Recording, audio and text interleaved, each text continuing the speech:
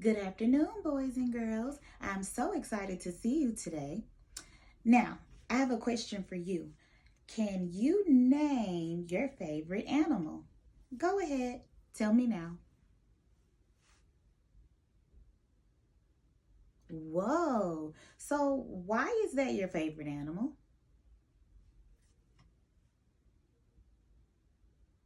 I love that answer. My favorite animal happens to be a big animal with big floppy ears, a big long trunk, and I heard that they enjoy drinking water with their big long trunk. What animal could that be? Hmm, that's right. Miss Thomas loves elephants. Today we're going to read a story about an animal. Now I'm going to give you a hint. You have to guess before we dive in and I bring our story up today. We're going to read about an animal who has hooves, he has long hair, and he makes the sound neigh. What animal could that be? Take a moment to think. We're thinking, we're thinking, and now we know what we want to say. What animal do you think we're going to read about today? Whoa, how'd you guess that? Today we're going to dive in and read a wonderful story about a horse. Nice job, you guys. The name of our story is Don't Be Afraid, Little One. And this is a story about two horses. Let's investigate the front cover of the story, of the book. Let's see what you think our story is going to be about today. Take a look at that front cover. What do we see? I see a big horse. I see a little horse. There's a tree. And this looks like a field of grass. And here's the big, beautiful sky. So I'm going to predict we're going to read a story about maybe this is the mommy horse or the daddy horse. This looks like a baby. And they're outside. Maybe they're going to play. Maybe this is going to be a story about two horses outside playing, and somebody's going to be afraid of something because that's in the title. What do you think we're going to read about today? Amazing prediction. Today, our focus is going to be on problem and solution. Today, we're going to identify the problem and then we're going to identify the solution to the problem in our story. So let's get started. Are you ready? I am too. I'm excited about our story today. Here we go. One moonlit night, while the wind raged, the rain drummed on the stable roof. A foal was born. His mother, the mare, breathed on him softly until he struggled up on his tangled long legs.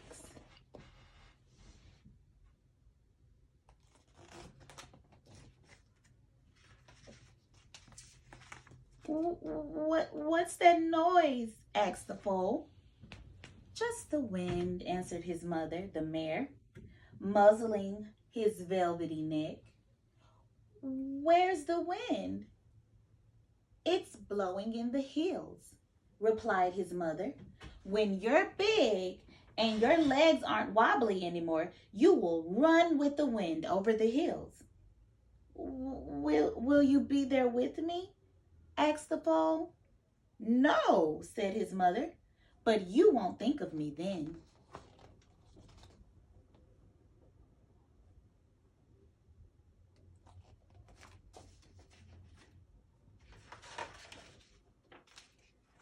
The foal didn't like his mother saying that. Why won't I think of you? He asked. His mother sighed and took her long black mane and shook her long black mane. Because you won't. Now settle down, little one. No more questions. What are questions? Yawned the foal. And then he fell fast asleep.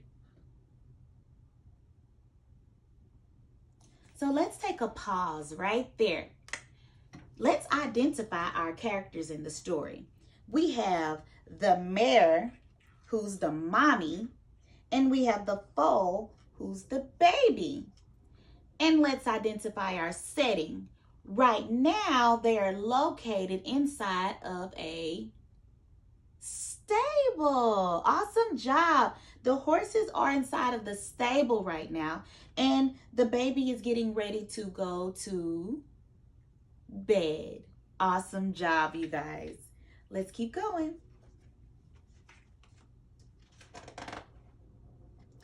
Spring came and the foal's legs grew stronger and longer, so that his head reached just the top of the stable's door. "What's outside?" he asked his mother. "It's a field," said the mare. "Soon you will be able to go there with me and run all the way around and back again." "I don't think I want to do that," said the foal, drawing back. "I don't think I like outside. I like it here."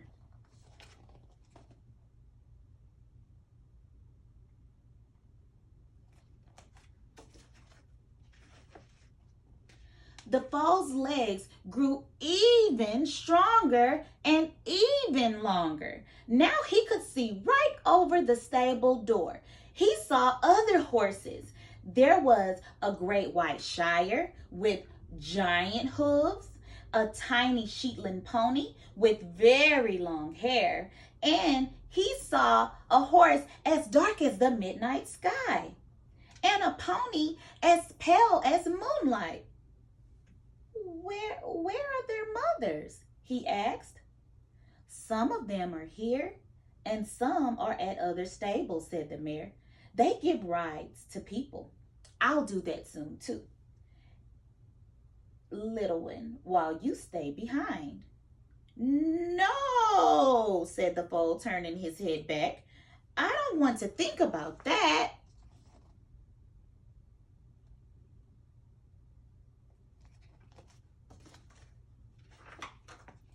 When the days grew warmer, the mare and the foal went out into the field. They ran all the way around and back again.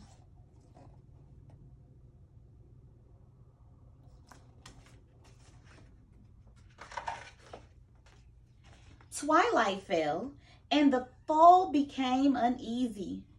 "Can't we go back in the stable now?" he asked. "No," said his mother.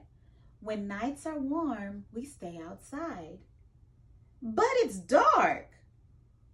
"It's dark in the stable too, little one. It's the same dark." "It's not such a big dark in there," said the foal.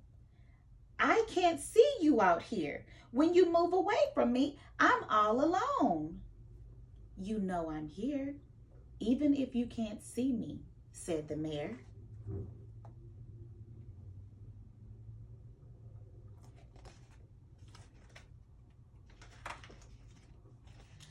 The foal lifted his head in the darkness.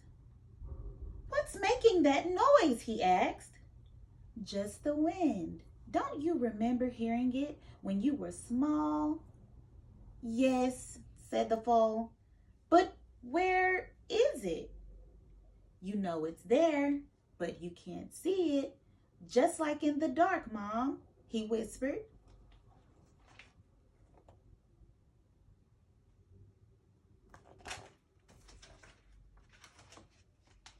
One morning, the foal woke up late.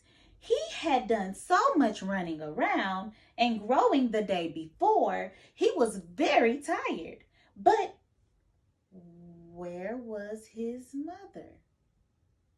The foal looked inside the stable, but she wasn't there. Then he saw her by the fence. She had a bridle over her head and a saddle on her back. "I'm going to work," she called to him. "I'm going to give rides again."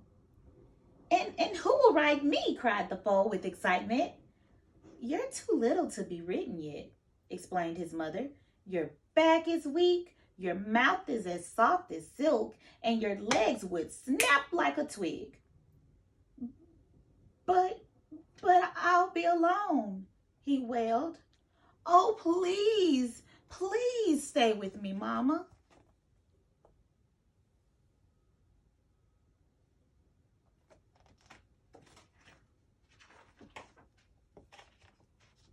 No, said the mare, as the little girl climbed onto her back. You'll be just fine. The foal watched his mother and her rider trot out of sight. He was alone. Come back, Mom, he neighed. His voice echoed in the hills. Come back, come back.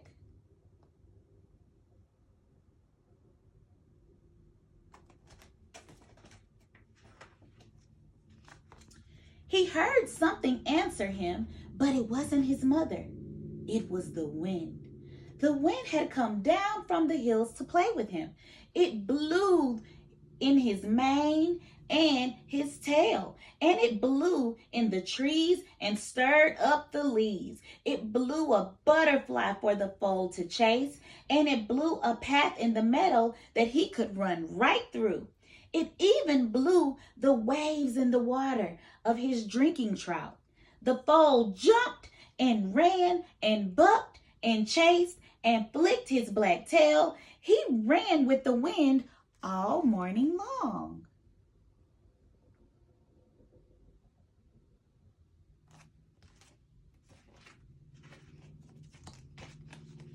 And then, just as the foal was too tired to run and jump anymore, his mother came back. She nuzzled his neck and said, You see, nothing bad happened to you when you were alone. Oh my, thought the foal.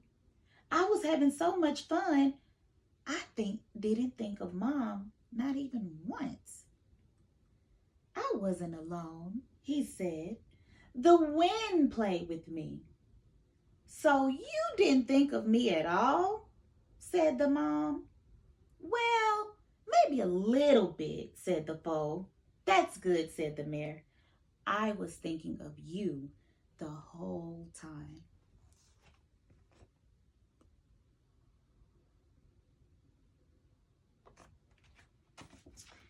The end. Now, let's take a moment to discuss problem and solution. What was the problem in our story today? Take a moment to think. We're thinking, we're thinking, we're thinking, and now we know what we want to say. You first. What do you think the problem was in our story today? Go ahead.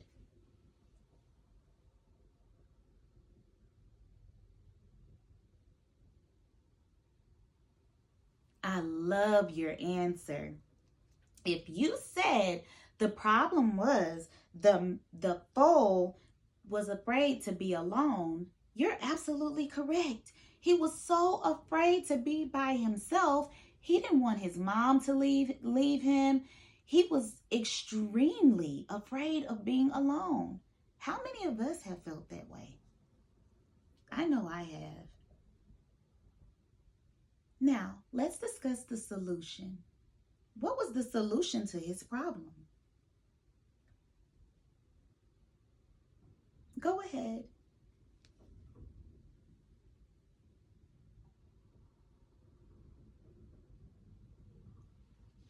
Amazing guess. I love how your brain works. You're such an awesome thinker. I love risk takers. The solution to his problem was he was never alone. He always had someone with him. The wind came to play with him. A nice pretty butterfly came to play. The wind made ripples in his water for him to notice. The wind blew a path through the meadow for him to run. He was never truly alone. So let's bring this story home and think about us. and you think about yourself. I'm going to think about myself and you think about yourself. How does this story relate to us? You just told me that you felt alone before, and so have I.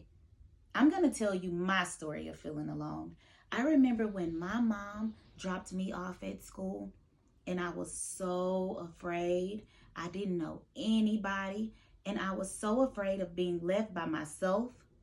I didn't want my mom to leave. So I remember holding on to her hand, and just like the mayor, I remember saying, please, please don't leave me, mommy.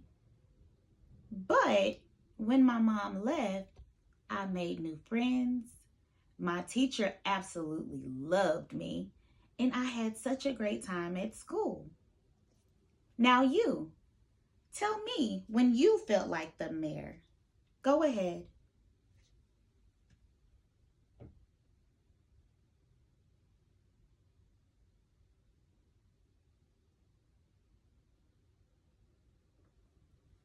Wow.